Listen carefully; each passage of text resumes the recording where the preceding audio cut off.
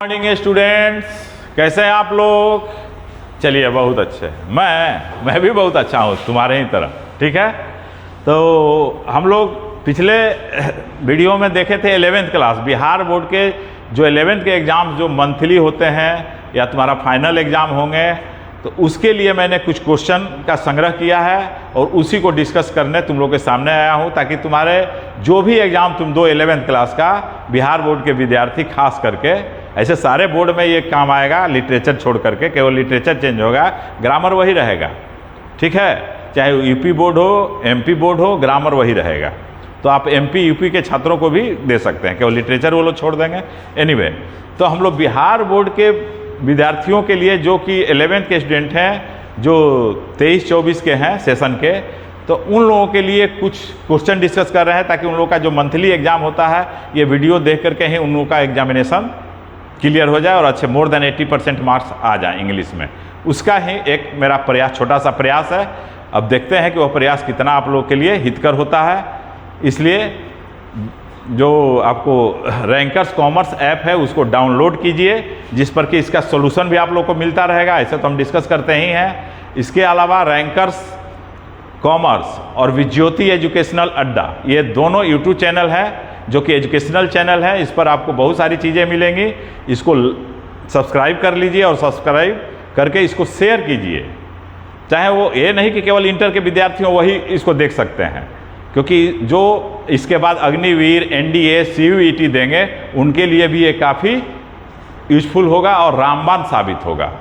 Anyway, हम लोग देर नहीं करते हुए अभी इंटरमीडिएट 11th का जो क्वेश्चन जो डिस्कस कर रहे थे, ताकि आपका जो सितंबर अक्टूबर में जो एग्ज़ाम है उसमें आप सफल हो अच्छी तरह से, उसी को ध्यान में रखते हुए ये तैयार किया गया है। और हम लोग 25 क्वेश्चन इसके पहले वाले वीडियो में देखे थे, उसके आगे का क्वेश्चन हम लोग देखते हैं। तो क्वेश्चन 25 शायद हो गया था, देख लेते हैं। हाँ, यही हम लोग डिस्कस किए थे पिछले वीडियो में कि मॉडल वर्ब के बाद हमेशा हैव आएगा और हैव आएगा तो V3 होगा। नेक्स्ट क्वेश्चन 25 से हम लोग देख रहे हैं। ये भी हो गया था। इट इज हाई टाइम के बाद सिंपल पास्ट का यूज होता है। टाइम एंड टेंस पढ़ाएंगे तो और डिटेल्स में बताएंगे। ठीक है, 26 देखा जाए। Choose the correctly spelled word. यहाँ एक वर्ड है जिसको भिन्न भिन्न तरीके से लिखा गया है, हालांकि यहाँ बहुत सिंपल है, जो कि तुम्हारे एग्जाम में पूछेगा ही पूछेगा। जैसे क्लाउड्स, क्लाउड्स, तो देखो यहाँ क्लाउड किसका स्पेलिंग सही है? सी, आंसर सी होगा। ये तो बहुत आसान है। Choose the correctly spelled word, यहाँ भी वही चीज़ है। Scripture, scripture, scripture. देखो स्क्रिप्चर को भिन्न भिन्न तरीके से लिखा गया, तो स्क्रिप्चर का सही स्पेलिंग होगा ये बी। स्क्रिप्चर का मीनिंग क्या होता है? शास्त्र होता है। ठीक है, जैसे महाभारत है, गीता है, उपनिषद है, ये सब स्क्रिप्चर के अंतर्गत आते हैं। तो केवल ये तुम्हारे समझने के लिए हम महाभारत गीता बता रहे हैं, लेकिन बाइबिल वगैरह भी इसमें आएगा, कुरान वगैरह भी आएगा। ठीक है, that all are called scriptures. Okay, तो सही स्पेलिंग याद रखना। नेक्स्ट देखो 28 dash I speak to the principal for a minute. क्या 1 मिनट के लिए मैं प्रिंसिपल से बात कर सकता हूं? अब बताओ, यहाँ तो पोलाइट, प्रिंसिपल से बात करना होगा तो पोलाइटनेस होगा, तो पोलाइटनेस के लिए यहाँ पर वुड का प्रयोग होगा। तो यहाँ सही आंसर होगा वुड। हालांकि कुड का भी प्रयोग होता है, लेकिन वुड ज़्यादा बेहतर होगा।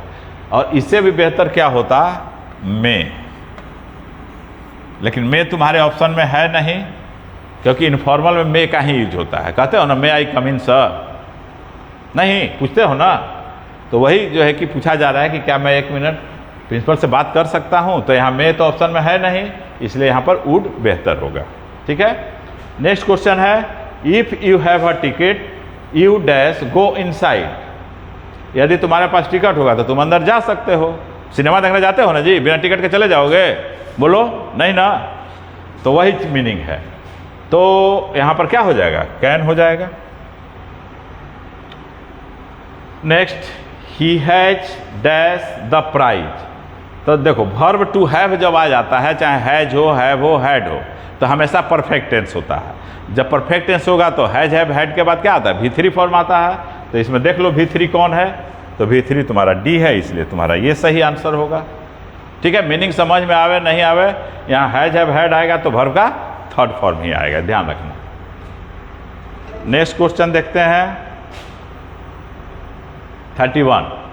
His honesty and faithfulness dash unquestionable.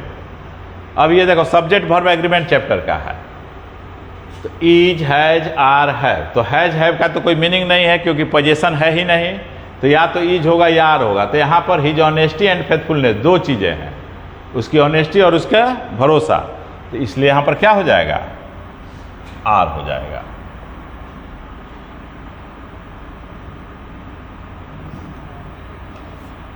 Are हो जाएगा। नेक्स्ट है कि हैव यू डैश हिम, देखो वही चीज आ गया, हैव आ गया तो V3 देखो, तो V3 कहाँ है, यहाँ है, बाकी देखने की जरूरत ही नहीं है, कॉन्सेप्ट क्लियर है तो उसमें कोई दिक्कत नहीं है, मीनिंग समझने का भी जरूरत नहीं है। नेक्स्ट देखो जॉन और मैरी, ये भी सब्जेक्ट वर्ब एग्रीमेंट का है, जब और से दो सब्जेक्ट जुड़ता है तो वर्ब नियरेस्ट सब्जेक्ट के अनुसार होता है, तो मैरी एक सिंगुलर हो गया और गॉन है V3 है, तो क्या हो जाएगा, हैज हो जाएगा। ठीक है, कोई दिक्कत इसमें नहीं। तो जब दिक्कत नहीं है तो हंसो नहीं, इसको लाइक करो, शेयर करो और सब्सक्राइब करो और कराओ। सब्सक्राइब तो किए ही हो, इसको ज़्यादा से ज़्यादा शेयर करो, और लाइक जितना अधिक आएगा उतना ही अधिक वीडियो हम डालेंगे तुम लोगों के लिए, ध्यान रखना। ठीक है, तो जल्दी जल्दी खटाखट एकदम लाइक करते जाओ। और अब देखते हैं तो 33 के बाद 34। I dash you to read the book carefully, तो यहाँ आई सब्जेक्ट है तो यहाँ वर्ब होगा, तो वर्ब तो ये सब है एक इसको छोड़ करके, तो एडवाइज हो जाएगा। यहाँ पर क्या होगा, एडवाइज। ध्यान रखना इसमें और इसमें क्या अंतर है, तो ये वर्ब है, क्या है, ये वर्ब है और ये है नाउन। ठीक है, क्योंकि बराबर कंफ्यूजन होता है, बहुत स्टूडेंट इसका यूज कर देते हैं वर्ब के रूप में और इसका नाउन के रूप में, तो ध्यान रखना नाउन वर्ब के रूप में ये एसई वाला होगा और सी वाला क्या होगा, नाउन होगा। एक चीज और ध्यान रखना कि एडवाइस अनकाउंटेबल नाउन है, इसमें एडवाइसेज कभी प्रयोग नहीं होता, एडवाइसेज कर दोगे तो मीनिंग दूसरा निकलने लगेगा। नाउन चैप्टर जब हम पढ़ाएंगे उसमें हम डिटेल्स में बताएंगे। आगे बढ़ते हैं। You are very weak, you dash fail, तुम बहुत कमजोर हो, यहाँ फेल नहीं होगा जी, फॉल होगा, फॉल। तुम बहुत कमजोर हो, तुम गिर सकते हो, यानी गिरने की संभावना है, तो संभावना बतलाने के लिए मे का प्रयोग होता है, तो मे हो जाएगा। प्रोबेबिलिटी को कौन बता, कहते हो ना कि इट मे रेन टुडे, आज वर्षा हो सकती है, तो संभावना बतलाया जा रहा है, तो यहाँ पर मे हो जाएगा। Next, one dash always be kind to others, moral duty बतला रहा है, तो ड्यूटी और मोरल ड्यूटी के लिए शुड का प्रयोग होगा, तो one should always be kind to others. ठीक है ना, दूसरे के प्रति क्या होना चाहिए, दयालुता का भाव रखना चाहिए, ना दयालु होना चाहिए। Next, work hard लेस्ट you dash fail, तो यहां भी शुड हो जाएगा। देखो ये सब मॉडल है, यानी मॉडल से ज्यादा क्वेश्चन पूछा जा रहा है, इसलिए मॉडल वर्ब्स को डिटेल्स में पढ़ो और उसको उस पर पकड़ बनाने की कोशिश करो, क्योंकि लिस्ट के बाद जब आएगा वर्ब तो वह शुड ही आएगा, ध्यान रखना। He is vexed dash his neighbour, तो वेक्स्ड के साथ प्रीपोजिशन विथ आता है, इसलिए वेक्स्ड विथ हो जाएगा। नेक्स्ट देखो 39, डब्ल्यू बी ईट्स, वाई ई ए है, यहाँ ध्यान रखना, यहाँ पर ए छूटा हुआ है,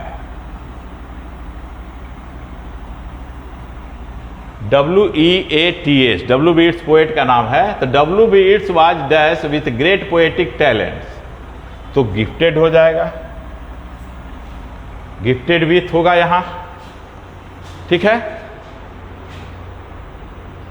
he died dash over bleeding, माने ज्यादा रक्तस्राव होने के कारण वह मर गया, बोलो क्या होगा, ए, क्योंकि डाई के साथ ऑफ पढ़े हो सब नहीं, लेकिन ध्यान रखना जब बीमारी होता है, बीमारी से आदमी मरता है, तब उसके साथ OF ऑफ का प्रयोग करते हैं। ठीक है, लेकिन जब दूसरा काउज हो गया और सब प्रीपोजिशन लगता है, लेकिन यहां पर क्या है, ओवर ब्लीडिंग, ज्यादा रक्तस्राव के कारण मर गया, तो यहां फ्रॉम हो जाएगा। अगर यहाँ रहता कैंसर तो यहाँ पर हो जाता कैंसर, कलरा, कोई भी बीमारी रहता तो यहाँ ऑफ तुम्हारा सही होता, लेकिन यहाँ पर ओवर ब्लीडिंग है इसलिए क्या होगा, फ्रॉम होगा। कोई दिक्कत इसमें नहीं। तो अगर ग्रामर डिटेल्स में पढ़ना है और लिटरेचर भी पढ़ना है तो इसको ज़्यादा से ज़्यादा शेयर करें आप लोग, ठीक है। और लाइक करेंगे तो मेरा उत्साह बढ़ेगा, और मेरा उत्साह आप लोग क्या है, हम लोग को उत्साहित करेंगे तभी ना हम लोग कुछ कर सकेंगे आपके लिए, ठीक है। हाँ, मैं यूट्यूब पर देर से आया हूँ, लेकिन ध्यान, देर से लेकिन दुरुस्त से। जो भी चीज़ें मिलेगी तुमको ठोस इसमें मिलेगी। हम यूट्यूबर नहीं हैं, ये ध्यान रखना कि यूट्यूबर की तरफ पढ़ाएंगे तो डिटेल्स में पढ़ाएंगे, जिससे कि पढ़ करके तुम कुछ कर पाओ, ठीक है। इसलिए ध्यान रखना। अब देखो, अब यहाँ पर शॉर्ट टाइप क्वेश्चन है और लॉन्ग टाइप क्वेश्चन है।